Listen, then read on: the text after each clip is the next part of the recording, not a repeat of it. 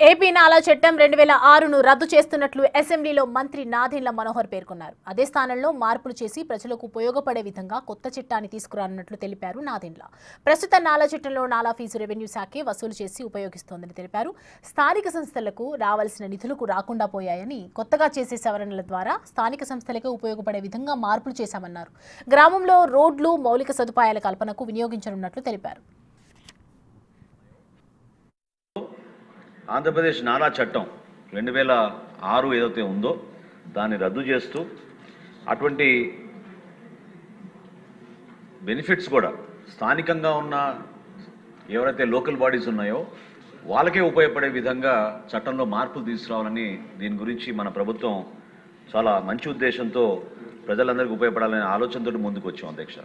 ప్రస్తుతం నాలా ఫీ ఏదైతే కలెక్ట్ చేస్తున్నామో అది రెవెన్యూ శాఖ ఉపయోగిస్తున్నారు అధ్యక్ష. వాళ్ళే కలెక్ట్ చేసుకుని గ్రామాల్లో ఉపయోగిస్తున్నారు. స్థానిక సంస్థలకి రావాల్సిన నిధులు తద్వారా రావాల్సిన పద్ధతులు వాళ్ళకి రావడం లేదు.